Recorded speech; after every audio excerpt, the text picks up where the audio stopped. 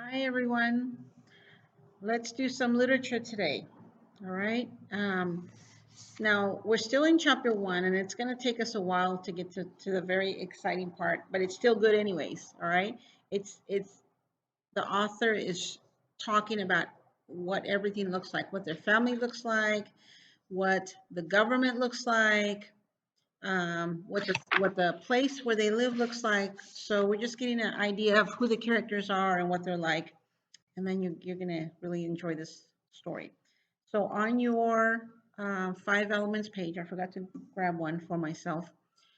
We are going to, the first thing that we're going to come across, we're going to pick up on page 12, all right? Page 12, we left off last week. Let me see, we left off after the first paragraph. And the second paragraph starts with, on my crossbow, I promise. That's what we're going to pick up. The first thing that we come across is a leading idea. Who remembers what the leading idea is? Think and try to remember. You need to memorize what these terms mean, what these words mean. Leading idea. It's a principle that leads to a thought. A principle is something that you learn to live by, like a rule that you learn to live by, just like when you govern yourself. You govern yourself because you say, I'm not going to steal. So you always live by that rule. That's a principle that you live by. Okay? So when we find a principle in the book that leads to why someone was thinking the way they thought, the principle tells them how to think, remember? Tells you how to think, how to make decisions. It tells you where you're going to be walking, who you're going to be, what kind of friends you're going to have, good friends, bad friends. So we find a principle that leads to their way of thinking. So we're going to pick up on the second pair. Actually, it's the third one. The first paragraph says, so that it is why. The second paragraph says, yes, that is the reason. And the third paragraph says, on my crossbow, I promise. It's indented in a little bit. Follow me with your finger. On my crossbow, I promise, said Walter solemnly. His heart beat fast, and he was very excited. Remember, his mom says, keep the secret. She told him about what their dad was doing with the other men that lived in that area. They were having meetings secretly so that the king and the king's men, the bailiffs, wouldn't find out they were having, and they were going to revolt against the king on New Year's Day. So this was a secret that nobody could find out. So she says, keep this secret. And he says, on my crossbow, I promise, said Walter solemnly. His heart beat fast, and he was very excited. Mother, when the people revolt on New Year's Day, will knights come up into the mountains or on horses, and will cannons go off and make a lot of noise? Will there be fires too? Now, if you're not sure what a revolt is when you stand up against someone who's trying to control you. They don't have any liberty. They want liberty, and they're going to have to fight to get their liberty. So the king sends out men to control the people. All right. So they're going to stand up and say, nope, we're not going to live by your rules anymore. This is called tyranny. Tyranny is when the government is, or the king, in this case it's a king, is controlling you, and they shouldn't be. They're abusing their power, and they're not being very nice. Next paragraph says, there will be fires on the mountaintops, son. Signal fires, replied his mother. But I hope there won't be real war.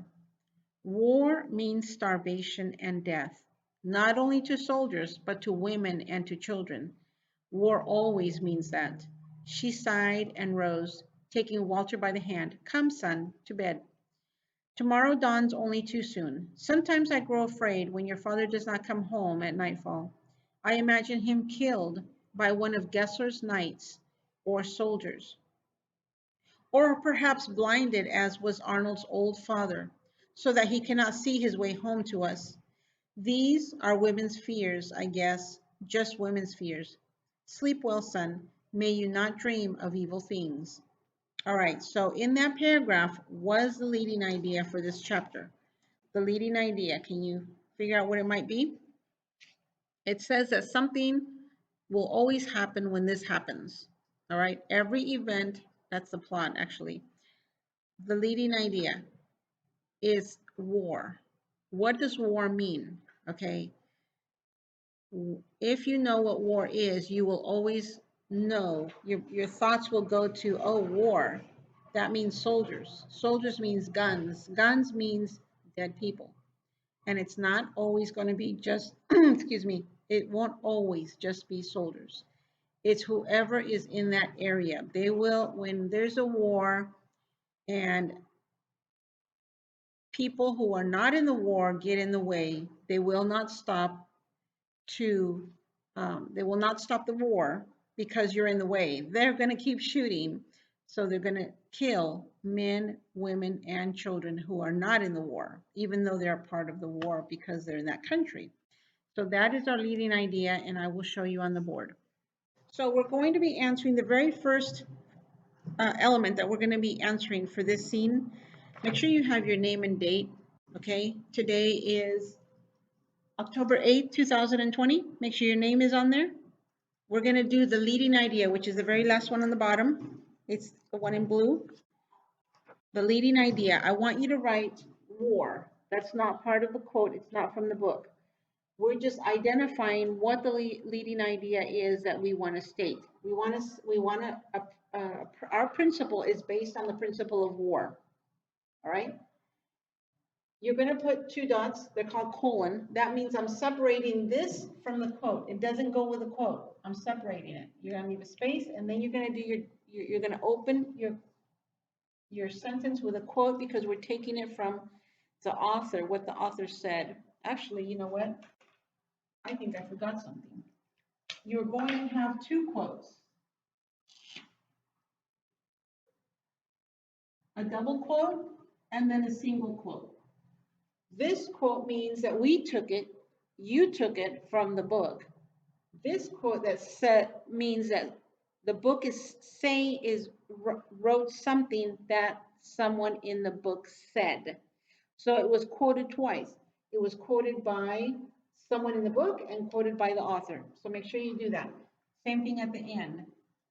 One single quote and then two quotes. Beginning of the sentence always starts with the uppercase. And right here we have a period, so this is the beginning of another sentence. It's also uppercase. War means starvation and death, comma, because we stop when we're reading, we pause for a little bit. Watch, if I'm reading it, I say, war means starvation and death, pause, not only to soldiers, pause, but to women and children too, period. War always means that. We put a comma, a single quote, and a double quote. Remember, the quotes always go up at the top of your space, okay? Your P is an abbreviation for page, period. Abbreviations, you always put a period. And it goes on your line. We find this quote on page 12, okay? So go ahead and pause the video so you can complete writing it. Then we'll continue. Okay, let's continue reading on the next paragraph. It's the second to last paragraph. Hedwig kissed Walter and drew the curtain close about the bed. The boy lay for a long time, thinking over what his mother had told him. He heard her wash the wooden bowls. The fire cracked and spit. The wind moaned among the fir trees. And although he was tired, Walter could not go to sleep at once. He tossed and he turned. He heard the church bells at Berglin toll the half hour, and suddenly Prince barked. Walter heard something heavy fall on the ground outside the hut. The great door squeaked on its rusty hinges. So let me stop right there for a minute. This reminds me of when we were doing math. Remember, on one of the math videos, I explained to you that long time ago, people didn't have watches and clocks, so they're usually either the the church, the town church, or there would be a tower with a big clock on it, and that everybody would use that clock to tell the time. Sometimes it would make a it would ring the bell so they'd know if what time it was. So um, he heard the church bells at Berglund toll the half hour. So the church bells were ringing the bells so that people would know what time it was. And then the other thing I want to draw your attention to is I'm going to, yes, I'm going to let you do the style all by yourself. You're going to look for a style of writing by the name of alliteration. And that's when two or more consonants in the same sentence start with the same letter. This paragraph here has a lot of alliteration in it. So after we finish the video, I'll let you work on that on your own. All right, so let's move on.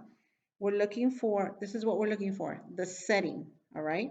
The setting is the when or where or when and where the story takes place. So where is this happening? All this talking and going to bed, where is it happening?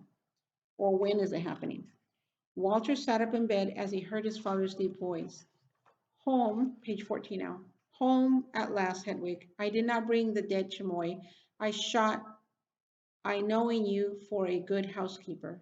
It is a fine fat chamois with thick hide, wife, but dirty and bloody. So chamois is it's game. It's a type of animal I think that he probably shot and killed and brought home for either for the fur or for food. Okay, so where was this happening? Did you catch that? Where was Walter?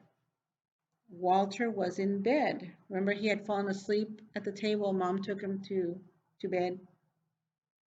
Actually, no, that was his brother Rudy. They were talking, and she said, "It's getting late. You need to go to bed." And she closed the curtain. But then he couldn't sleep. He was tossing and turning. And then Walter sat up in bed as he heard his father's deep voice. He was in bed. So that is our setting. We're going to open with a quote, uppercase. There's two reasons why we're using uppercase. First of all, because it's someone's name. You always do uppercase for someone's name. And because it's the beginning of a sentence. Walter sat up in his bed as he heard his father's deep voice. Here's a good alliteration. He heard his. Or you can even start here. Because there can be a different consonant in between the two words. His, oh no, I'm sorry. His bed as he heard his. So you can take this right here, this whole thing, and write, after you finish this setting, take what I underlined in red and put it for your alliteration. But don't forget that you're going to put quotes around it. And page 12, right? So all this is taking place. Walter thinking and about what he learned, what was said. He's listening to the fire. Where is he? He hears the wind. He hears the dog barking. He hears the church bells. He hears something heavy fall outside the hut. And then he hears his dad's deep voice. All these things were happening while he was in bed. That's your setting. And we're going to stop right there and we will continue with characterization and plot. We'll finish characterization and plot on, what's today, Thursday? On Tuesday. We'll finish it on Tuesday, all right? Bye-bye.